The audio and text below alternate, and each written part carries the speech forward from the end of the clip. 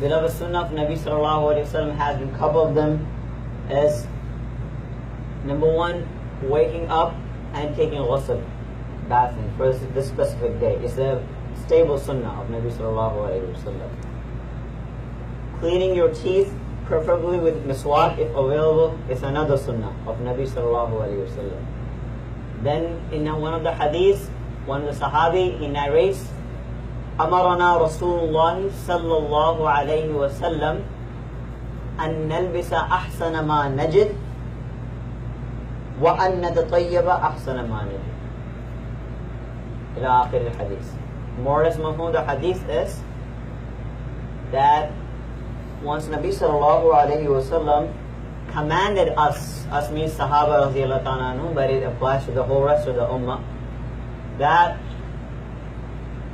we wear the best of the clothes we have.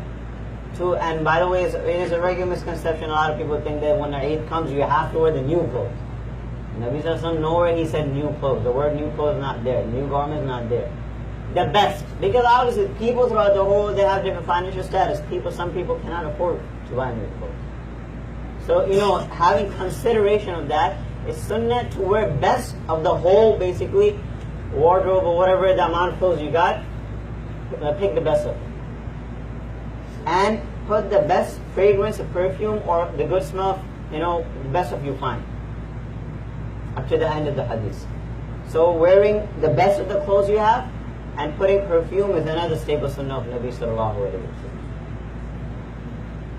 Then the distinguishing between Eid al-Fitr and Eid al-Adha, that in one of the hadiths mentions that Nabi sallallahu alayhi wa sallam, he never used on the day of Eid al-Fitr, he never used to leave his house to the place where he used to pray Eid al-Fitr namaz until he used to eat dates or eat something. And ya'kulu al-witra. And the amount of days he used to eat was odd numbers.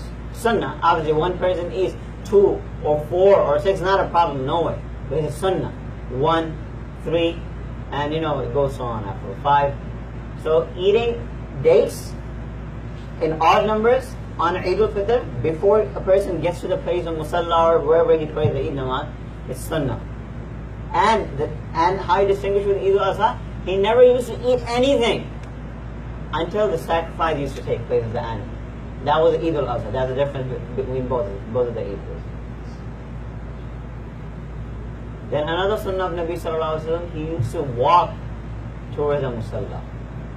Obviously, in that time also people had conveyance, in whatever shape, animal, horses, and blah blah. But obviously, the sunnah was, and every Eid, Nabi sallallahu alaihi wasallam, he used to walk toward the place of the musalla wherever he used to pray, not actually ride the animal. But obviously, if a person lives too far, as I said, it's sunnah, not fara'id. So if a person is far from the Eidgah, wherever the Eid namaz is supposed to be taking place, he can ride the animal, or he can, have whatever vehicle conveyance he got, he can use it.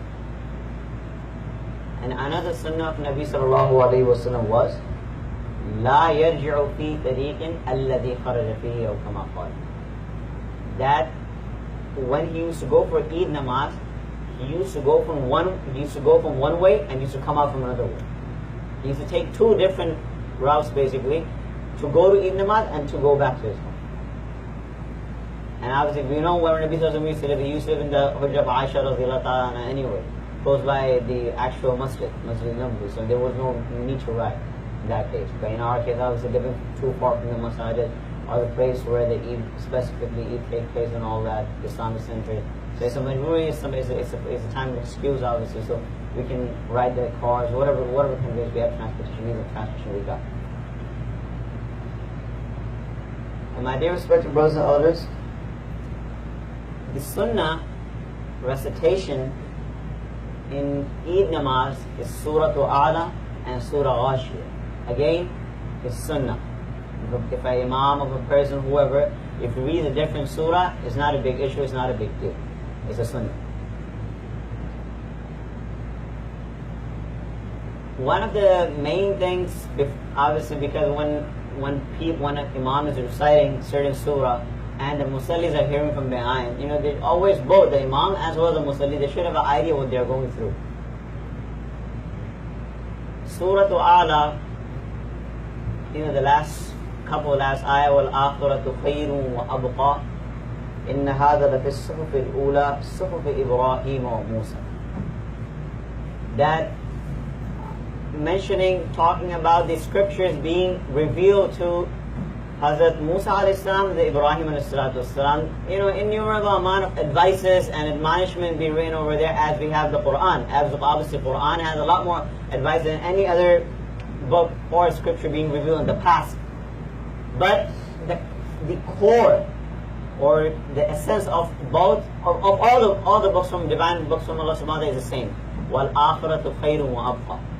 To have a sense and a belief that akhirat is the only thing in a person's life which is going to remain at the end. Everything will absolutely perish.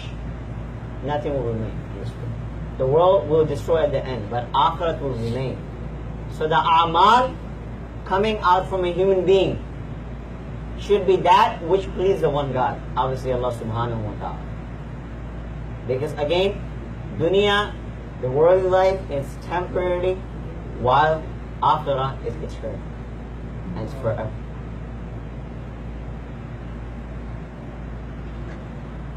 Now, going through the way how to pray the Eid namaz, because it's a prayer, it's a wajib prayer in different madhahib, different maslak, according to different imams. Some say sunnah, some say farz, wajib, different.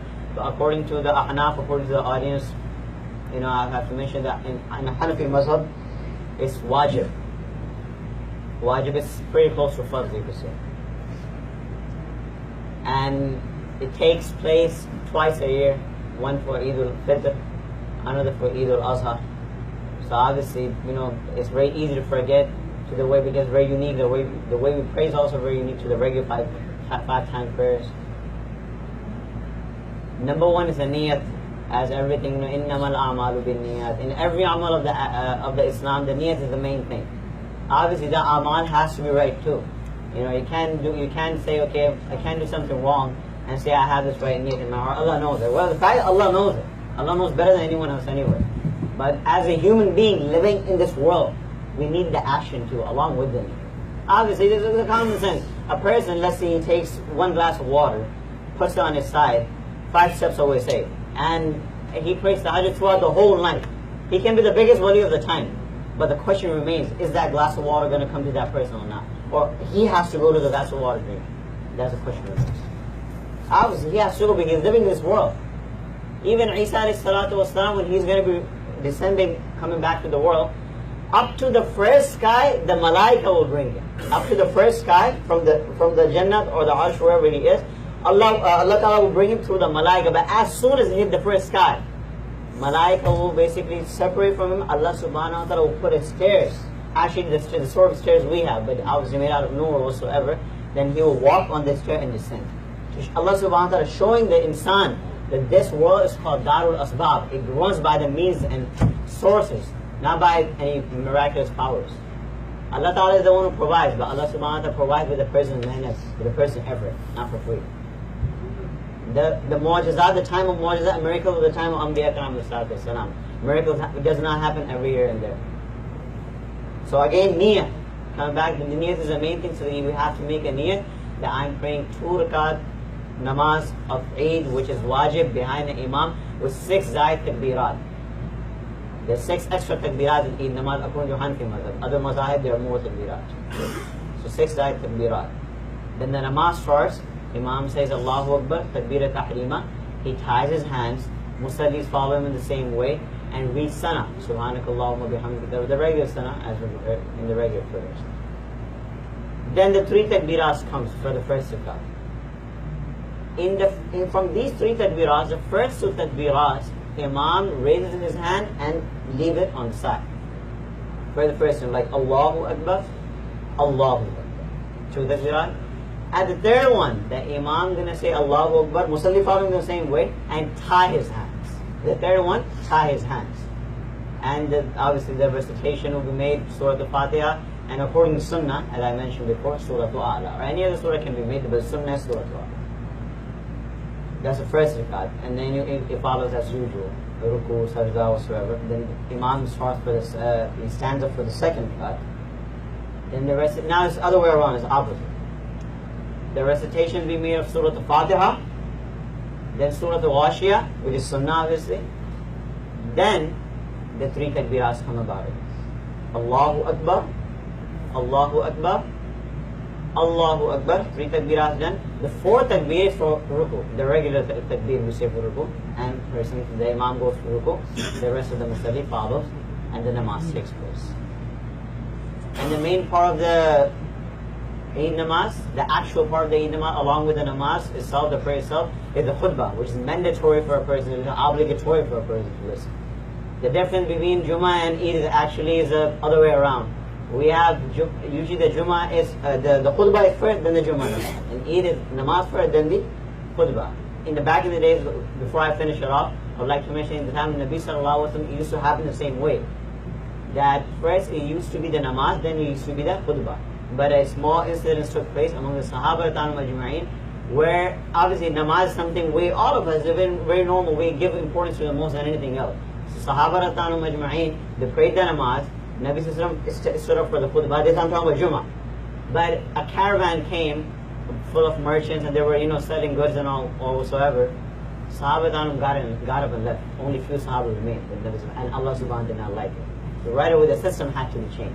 That's why in Jummah, now we have khutbah and namaz. But the Eid remains the original, which is namaz and the khutbah. So inshallah ta'ala, now the namaz will take place. In salah.